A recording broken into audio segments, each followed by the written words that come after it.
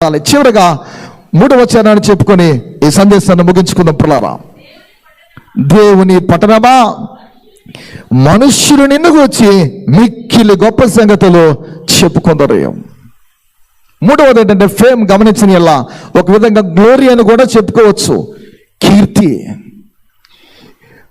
దేవుని పట్టణమా, మనుష్యులు నిన్ను గూర్చి గొప్ప సంగతులు చెప్పుకుందరు. దేవుడి కట్టిన పట్టణమునకు కీర్తి అనేది శాశ్వతమైనటువంటిది. మానవునికి కొన్ని సందర్భాల్లో పిల్లరా కీర్తి ఉంటుంది, మరో కొన్ని సందర్భాల్లో అపకీర్తి అనేది వస్తూ ఉంటుంది. ప్రతి పట్టణమును గూర్చి కీర్తియో లేదా అపకీర్తియో ఈ భూగర్భం మీద వినబడుతూనే ఉంటుంది.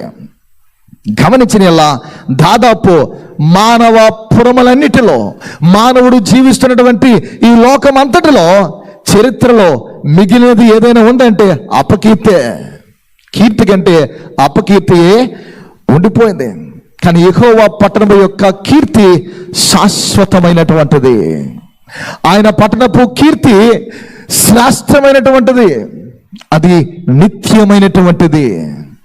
అందుకే క్రైస్తవుడు ఎప్పుడు పైనున్నవాడిగానే ఉండాలి కానీ క్రిందనున్నవాడిగా ఉండకూడదు.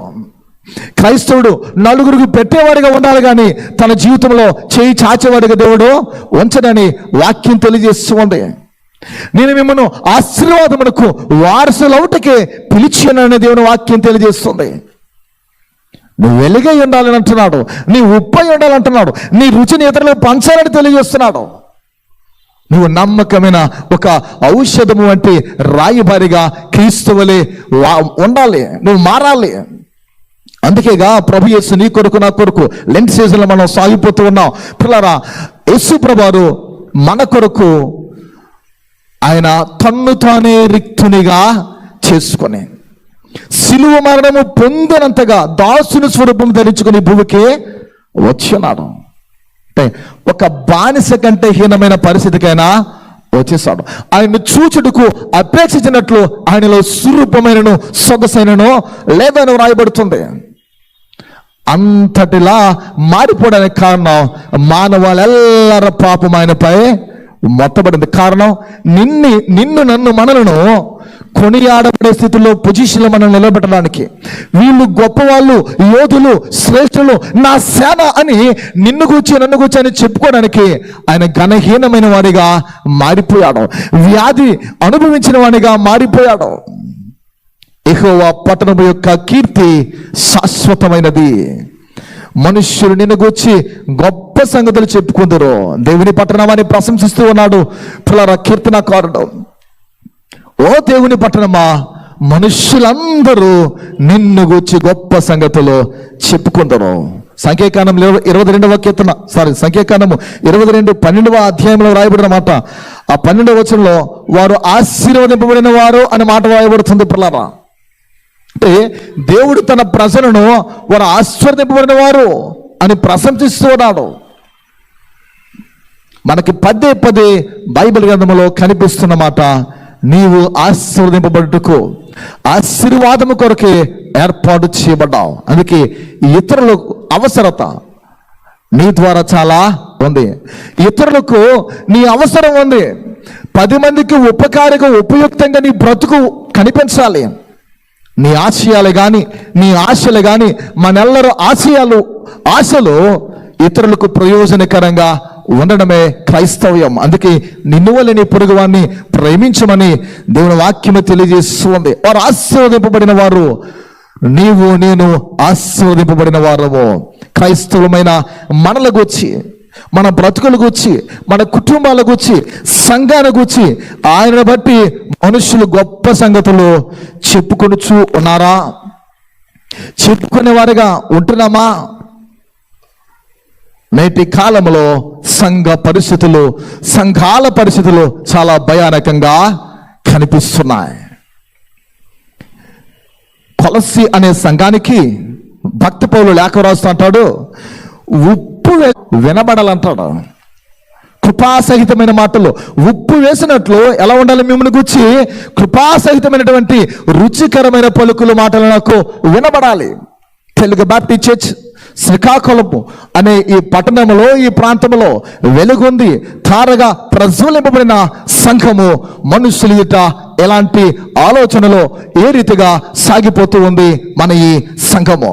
మనుషులు గొప్ప సంగతులు చెప్పుకునేటట్లు మన బ్రతుకులు ప్రభు మహిమార్థం ఉండేటట్లు మనల్ని మనము తీర్చిదిద్దుకొని నడవలసిన అవసరత ఎంతైనా ఉంది.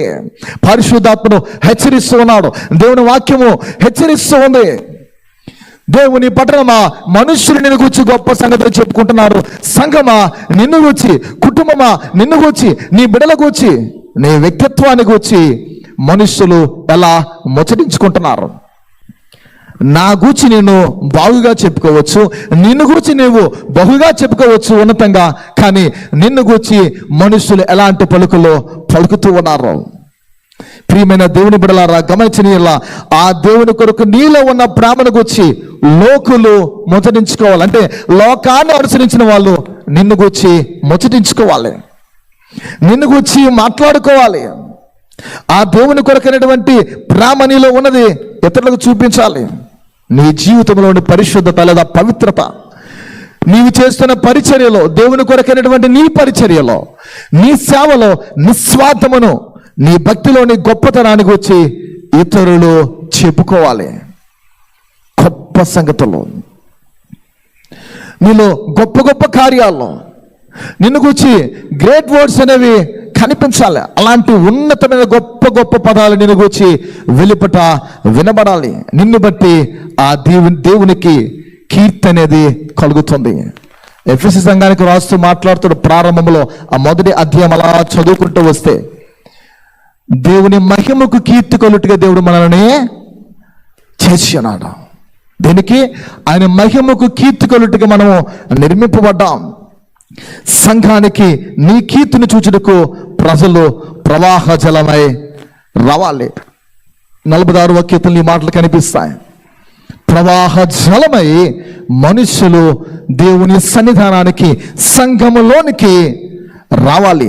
అలా లేకపోతే దేవుని పట్టణమైన మనలకు వచ్చి మనుషులు, లోకులు గుసగుసలాడుకునే పరిస్థితి వస్తుంది. మన దేవునికి అది అవమానము కదా. అలా కాకుండా మనుషులు గొప్ప పలుకులు చెప్పుకునేటట్లు ఉండాలంటే గుసగుసలకు సావకాశము కడగకుండా మనం ఏం చేయాలి? మనము ప్రభు కొరకు ప్రతిష్ఠింపబడిన వారిగా, యేసుక్రీస్తు వారు అంటారు, సత్యమందు నేను మిమ్మను ప్రతిష్ఠించున్నాను. సత్యము కొరకు నేను జీవించాలని తెలియజేస్తున్నాడు. పిల్లరా, ప్రభువుకు మహిమ, ప్రభువుకు కీర్తి, ఆయనకు ఘనత కలగాలి. దేవుడు ఎప్పుడు నన్నే కొనియాడండి, నన్నే పొగుడుతూ ఉండాలని ఆలోచనతో ఉండేవాడు ఆయన కాదు. నిన్ను కొనియాడే దేవుడు, నిన్ను గణపరిచే దేవుడు. నువ్వు గణపరచువాడు, నేను గణపరుచుందిగా. యెహోవా యందు భయభక్తులు కలిగిన స్త్రీ కొనియాడబడను. పిల్లరా, అతడు నా నామము ఎరిగిన వాడు కనుక అతన్ని ఘనపరచెదను, కొనియాడదని ఈ మాటలు మనకి దేవుని లేఖనాల్లో కనిపిస్తూ ఉన్నాయి. పిల్లరా, దేవుడి బిడ్డ, దేవుని కుమారుడిగా నిన్ను గూర్చి లోకము ఏమని చెప్పుకుంటుందో, నిన్ను గూర్చి నీవు చెప్పుకున్నది, నన్ను గూర్చి నేను చెప్పుకున్నది అక్కడకు ఎప్పటికీ రాదు. పిల్లరా, గమనించిన ఇలా నిన్ను గూర్చి నీవు అనుకున్నది ఎప్పటికీ పనికిరాదు. గమనించది ఎలా లోకము చెప్పుకున్నది చరిత్రలో మిగులుతుంది. వీటన్నిటికంటే ఉన్నతమైనది దేవుడు తన దూతలతో నిన్ను గూర్చి చెప్పుకున్నదే నిత్యత్వములో ఉంటుంది. యోబు గ్రంథంలో వ్రాయబడిన మాట మొదటి అధ్యాయము 8-9 వచనములో వ్రాయబడుతుంది. నా కుమారుడైన యోబు సంగతి ఆలోచించితవా? అతడు యథార్థవంతుడు, సత్యవంతుడు, చెడుతనమును విసర్జించిన వాడు, అతని వంటి వాడు ఎవడనో లేడనే మాట మనకి లేఖనాల్లో కొంతమంది భక్తులు గురించి, ప్రియ పితరుల గురించి వ్రాయబడుతున్నారా. తన దేవదూతలు ఎదుట సముఖమునందు నిన్ను గూర్చి పలుకులు వినబడాలంటే, దేవుణ్ణి అందరం నమ్ముతాం, ప్రభువారిని అందరం విశ్వసిస్తాం, కానీ ఆయన నిన్ను నమ్మడము, ఆయన ప్రత్యేకంగా నీపై శ్రద్ధ నిలిపి దృష్టి నిలపడం అనేది ఒక ఉన్నతము. పిల్లరా, దేవుడు మనల్ని నమ్మాలి, దేవునికి కీర్తి కలిగేట్లు మనం ప్రవర్తించాలి. దేవుడు దూతలు ఎదుట నిన్ను గూర్చి చెప్పుకునేది అక్కడికి వస్తుంది, నిత్యత్వం ఇదే మిగులుతుంది. విశ్వాసి, ఇంతకీ నీ పునాదులో ఎక్కడ వేయబడ్డాయి?